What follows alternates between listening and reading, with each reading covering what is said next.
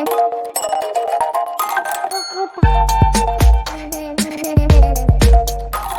Everyone, इस video में बात कर लेते हैं आस्क ऑटोमोटिव की। क्विकली एनालिसिस देख लेते हैं। चैनल को लाइक एंड सब्सक्राइब करना मत भूलिएगा। तो एज एन आस्क ऑटोमोटिव में आप देख रहे होंगे कि स्टॉक में कंसिस्टेंट एक अप ट्रेंड देखने को मिल रहा है। ओवरऑल यहाँ पे एक चैनल बनते हुए नजर आ रहा है अपन को। यहाँ से ऊपर जाता है स्टॉक, फिर नीचे एक्यूमुलेट होता है और फिर यही सिनेरियो चलते हैं, नीचे एक्यूमुलेशन फिर रिटर्न्स बुक और सेम एज इट इज फिर एक्यूमुलेशन। यहाँ से इस बार थोड़ी रैली लंबी चल गई बिकॉज यहाँ पे अब अपन को रेजिस्टेंस मिलेगी 475 के करीब। तो अभी क्या सर ऊपर ही चलता ही रहेगा? यही लोगों के सवाल आ रहे थे काफ़ी कि सर अभी और कितना जाएगा, क्योंकि कंसिस्टेंटली एक ही दिन नीचे आता है और फिर ये अप ट्रेंड पे वापस आ जाता है। और यहाँ पे अगर देखें तो कुछ फॉर्मेशन जो यहाँ से पकड़ी स्टॉक ने, ऊपर जाता है, रिट्रेस होता है, फिर ऊपर, यहाँ फिर रिट्रेस होता है, फिर ऊपर, फिर रिट्रेस। तो रिट्रेसमेंट आ रहे हैं, तो ऊपर अभी आ गया है, एक रिट्रेसमेंट फिर आएगा 450 के आसपास तक। पुल बैक के बाद ये फिर रेडी होगा और ये 86 के टारगेट अभी दिखाने वाला है आपको। तो ये कुछ टारगेट अपने रहेंगे यहाँ पे और इसी जोन में रिट्रेस होकर चल रहा है बार बार। अब यहाँ पे बात आती है कि भाई 486 आ जाएगा, फिर क्या वापस से नीचे गिर सकता है? डेफिनेटली यहाँ पे, बिकॉज स्टॉक ने काफ़ी अच्छी रैली कर ली है।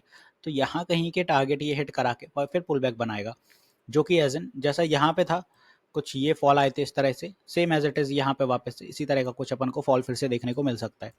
तो ऊपर के लिए अभी टारगेट डायरेक्ट नहीं है, यहाँ पे कल आएगा आपके लिए एक रिट्रेसमेंट। ओके, तो अभी एक दो दिन यहाँ रिट्रेस रहेगा बिकॉज चल चुका है स्टॉक और फिर उसके बाद रैली करेगा। बिकॉज जो स्टॉक रिट्रेस होकर चलते हैं उन्हें पोटेंशियल बहुत अच्छा रहता है।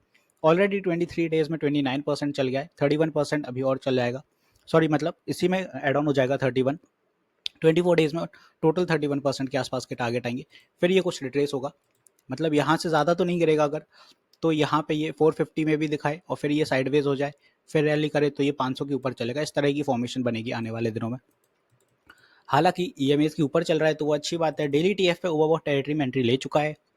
वीकली के अकॉर्डिंग अगर आप देखते हैं तो यहाँ पे भी ओवरबॉट चल रहा है और सेम एज इट इज यहाँ पे अगर आप 1 आवर टीएफ पे आते हैं तो ओवरबॉट टेरिटरी में है। और यहाँ पे अब आ रहा है स्टॉक में कुछ कूल डाउन, जैसे कि मैंने बोला है कि रिट्रेस होगा, पुल बैक आएगा छोटा सा 450 के आसपास तक, 450 455, फिर ये रेडी होगा तो यहाँ पे रिट्रेस होगा और फिर ये चलेगा।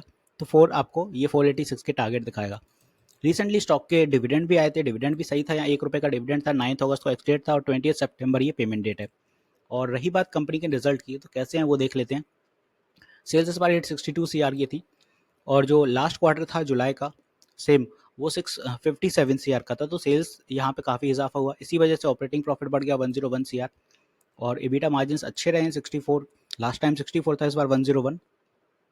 इंटरेस्ट इस बार डबल हो गया, 8 CR का लास्ट टाइम 4 था, डेप्रिसिएशन 20 हो गया, लास्ट टाइम 15 था और प्रॉफिट फोर टैक्स यहाँ 76, लास्ट टाइम ये 48 था। नेट प्रॉफिट इस बार 56 रहा और लास्ट टाइम ये 35 था। तो ईपीएस बढ़ गया 2.88 रुपीज़ का। इन्वेस्टर्स की बात करें तो एफआई ने स्टेक कुछ बढ़ाए रिसेंट के क्वार्टर से, इस बार 4.91 हो गए और डीआई में भी स्टेक 4.20 हो गए, रिसेंट के क्वार्टर से काफ़ी इजाफा हुआ। एफआई में गोल्डमैन्स ऐसे है और साथ ही साथ डीआई में आप देखें तो एसबीआई और टाटा म्यूचुअल फंड है, तो स्टेक सही है यहाँ पे। और आरओसी की बात करें अगर कंपनी के तो 24 का है, बहुत अच्छा आरओसी निकल के आता है। और साथ ही साथ अगर आप बाकी कंपनियों से कंपेयर करते हैं तो संवर्धना मदरसन से बेटर है आरओसी और बॉश लिमिटेड से आरओसी बेटर है, यूनो मेंडा से। यहाँ पे काफ़ी कंपनियों से आरओसी अच्छा आता है, एक्साइड हो गई, सोलह, यहाँ सोना बीएलडब्ल्यू हो गया। मदरसन वायरिंग का थोड़ा आरओसी यहाँ बढ़ा हुआ है 47। अदरवाइज आस्क ऑटोमोटिव का आरओसी बहुत अच्छा आएगा। तो स्टॉक में मैंने यहाँ तक के टारगेट बताए, यहाँ जब पहुँच जाएगा तो फिर ये रिट्रेसमेंट आएगा नीचे बिकॉज ओवरबॉट टेरिटरी में ऑलरेडी है, तो डेफिनेटली ये पुल बैक बनाएगा। तो शॉर्ट टर्म टारगेट है और जो भी फ्रेश बाय करना चाहता है फिलहाल के लिए आप बाय कर सकते हैं। 455 का वेट करो गिरने का, फिर बाय करो। टारगेट 486, उसके ऊपर जाने की जरूरत नहीं है क्योंकि ऊपर अगर जाएगा तो 500 तक ही चल पाएगा, ज़्यादा नहीं चल पाएगा और गिरेगा। तो ऊपर के लिए 500 भी अगर पहुंच रहा है या 490 पहुंच रहा है तो फॉल तो इनएविटेबल रहेगा भाई, आएगा नीचे हर हाल में। और फिर आप इसको वापस से 450 पे पकड़ सकते हो। तो यहाँ प्रॉफिट बुकिंग कर लेना कुछ लोग जो शॉर्ट टर्म बायर्स हैं। तो आई होप मैंने यहाँ पे आस्क ऑटोमोटिव अच्छे से क्लियर कर दिया। एक चीज़ और बता दूं, मैं लाइव सेशंस भी लेता हूँ मार्केट आवर में सुबह 10 बजे से 1 बजे तक और शाम 9 बजे भी लाइव आता हूँ। तो आप अपनी क्वेरीज क्लियर कर सकते हैं लाइव सेशन में। यूट्यूब पर स्ट्रीम होते हैं, फ्री ऑफ कॉस्ट होते हैं, तो आप अपनी क्वेरीज क्लियर कर सकते हैं, ज्वाइन कर सकते हैं सुबह 10 बजे और शाम 9 बजे। तो मिलते हैं नेक्स्ट वीडियो में। This is me Shubham Yadav signing off.